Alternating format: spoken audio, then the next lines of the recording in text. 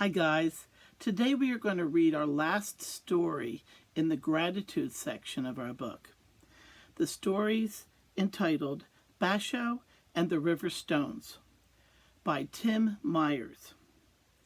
Matsuo Basho is Japan's most famous poet, but few people know how he came to be a lifelong friend of the foxes of Fukagawa.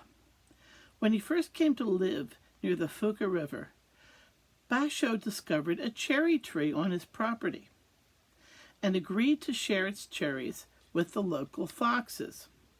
For a long time, things were peaceful. Between Basho and the fox clan, there was a great wa, or harmony. But then, some of the clan grew impatient and greedy, and one young fox, particularly fond of cherries, decided to play a trick on the poet. Japanese foxes have great magic. They're especially good at transforming things and themselves. So the young fox made himself look like a yamabushi, a wandering monk, and picked 3 stones out of the river. These he turned into gold coins. The fox knew Basho was poor, so when he approached the poet's bare little hut and saw Basho reading in the sunshine, he said in his best monk voice, "A good-hearted merchant gave me these coins, and I want to do a kindness with them in return. I've noticed that the foxes around here look very hungry. If I give you these coins, will you sign a paper saying you'll leave the cherries of that beautiful tree only for them?" Basho was quite hungry himself. He had little money for food, since he spent his time writing and wandering in the woods and fields. And cherries, though delicious, only come once a year. So he agreed, setting the coins carefully on a low table in his hut. Then he picked up his calligraphy brush and wrote what the fox monk had suggested, signing it with his name. At that the monk went on his way, chuckling to himself. The next day, the young fox couldn't wait to sneak up on the hut. He wanted to see how angry Basho would be once the magic wore off and the coins were turned back into stones. But when he peeked in the window, he saw Basho writing, with a huge smile on his face and the 3 river stones on the table before him. The fox was confused. Suddenly Basho noticed the fox's ears sticking up above the window's ledge. "Ah, Kitsune!" the Basho cried happily. "Come, see what good fortune I've had." The curious fox trotted around the hut and came in through the door. "Yesterday a monk visited me," Basho began, "and paid me 3 gold coins to leave all the cherries for you foxes. But some fox must have tricked that monk, because they weren't really coins at all. This morning they turned back into river stones. But see how beautiful they are." The poet held up one of the water-rounded stones, admiring its smooth surface and rich color. "At first I was angry and disappointed to lose the gold," Basho continued. "How foolish that was. Suddenly, as I looked carefully at the stones, I understood, and a poem came to me. How many years have the stones loved the river, not knowing they were poor?" When he heard this, the young fox was amazed, and suddenly he felt ashamed. "Master," the fox said sorrowfully, "forgive me. I'm the one who tricked you, pretending to be a monk. I was blind and selfish, but you understood what was really important. I should have remembered that many things are more valuable than gold." Basho looked surprised, but then he nodded. "A good poem is worth more than money, and lasts much longer," he said. "Thank you for being honest with me, Kitsune." "And thank you for teaching me," the fox said. Then he bowed low and left. The fox returned to his lair with a heavy heart. Sitting alone, he wondered how he could ever repay the debt of gratitude he now owed Basho. Then it came to him. The 3 ryo. he buried beneath the stone lantern at the temple of Inari. Those gold coins, real ones, could buy the poet enough food for the whole winter.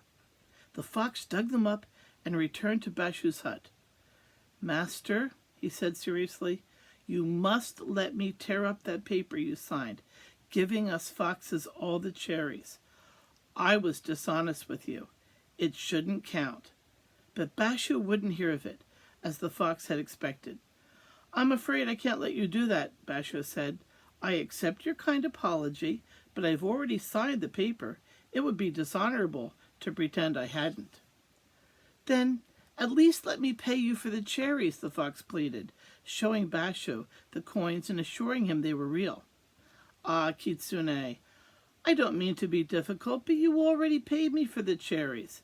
The river stones you gave me were beautiful, and they helped me find a poem.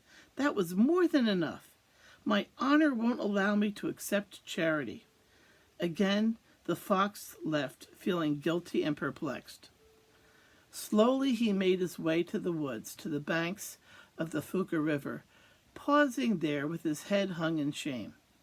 But he happened to glance at the purling water and noticed, just beneath its surface, 3 more beautiful river stones. Suddenly he lifted his head and smiled. "Now I know what to do," he told himself. The next day he returned to Basho's hut, carrying a small bag. Basho frowned when he saw the fox approaching. Would the creature try to give him the coins again? "Master," the fox said, bowing deeply, "I thought about what you said, and I understand. So today I've come, not with charity, but with a small gift to show my appreciation." At that, the fox turned the little bag upside down. Out tumbled 3 beautiful river stones. Basho's face broke into a glowing smile. "Ah, Kitsune," he said, "what a perfect gift. Yes, I accept them. Perhaps it'll inspire another poem. Thank you. You are too kind." The fox could hardly contain his happiness, but then he said, hesitating a little, "So, you promise to keep my gift?" "Of course," Basho answered, reaching down to stroke the fox's head. "Oh, master," the fox exclaimed, "I am so pleased." With that, he scampered off.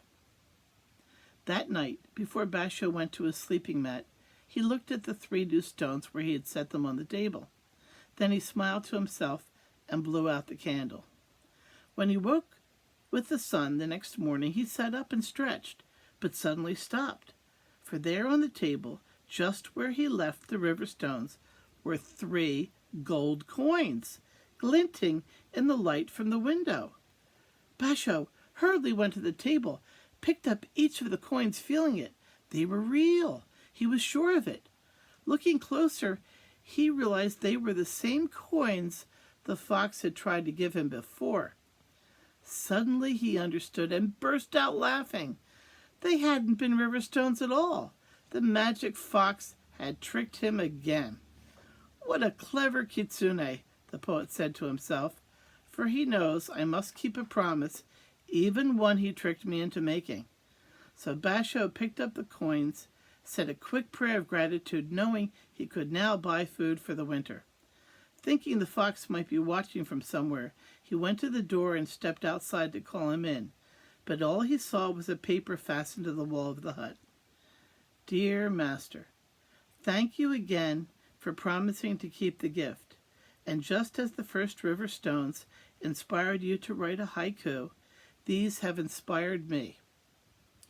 I've eaten cherries alone, but they're much sweeter when shared with a friend." "Ah, Kitsune," thought Basho. So from that day on, Basho and the foxes shared the cherries as before, and many other things. The end.